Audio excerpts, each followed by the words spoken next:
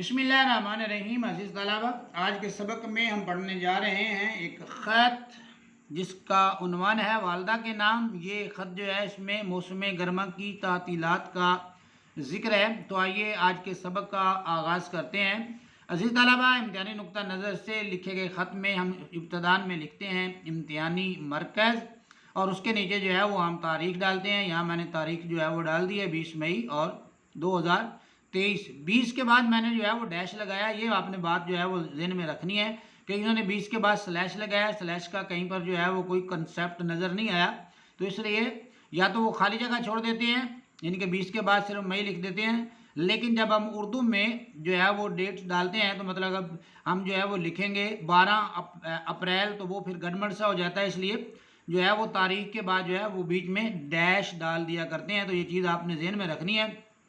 आपने स्लैश नहीं डालना बल्कि आपने डैश को जो है वो इस्तेमाल करना है। 20 मई है 2023। मोहतरिमा अम्मीजान अस्सलामु अलैकुम। मैंने 13 अप्रैल को आपकी खिदमत में ख़त लिखा था। डेट जो है क्या है, 13 अप्रैल को। वो कहते हैं कि मैंने आपको ख़त लिखा था, आज तक इंतज़ार कर रहा हूँ कि आपका ग्रामी नामा आए। मैं भी इंतज़ार कर रहा हूँ कि आपकी तरफ से भी ख़त जो है वो आए।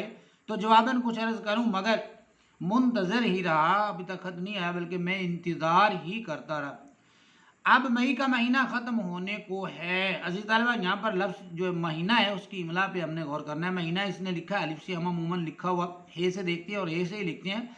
लेकिन अब आपने जो महीना है वो यहाँ ख़त में आपने हे से नहीं लिखना, आपने अलिफ से ही लिखना है, क्योंकि महीना की जो असल इमला है वो अलिफ से ही होती है।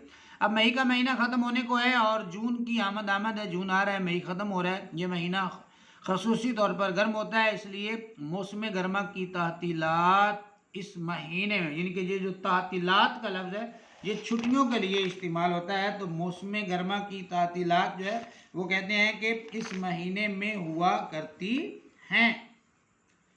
उम्मीद है मौसम गर्मा की तातीलात इस महीने में हुआ करती है। उम्मीद है 10-12 तारीख तक तातीलात हो जाएंगी, छुट्टियां जो है वो हो जाएंगी और मैं फ़ौरन आपकी खिदमत में पहुंचने की कोशिश करूंगा। मैं आपकी खिदमत में पहुंच जाऊंगा और घर आकर अब्बा जान का हाथ बटाऊंगा, उनकी जो है वो मदद करूंगा और काश्तकारी में उनकी मदद करूंगा। उनका हाथ बटाऊंगा, उनकी मदद करूंगा और काश्तकारी में भी उनकी मदद करूंगा। मुझे हर वक्त आपकी सेहत का ख्याल रहता है। वो कहते हैं कि मुझे हर वक्त आपकी सेहत का ख्याल रहता है।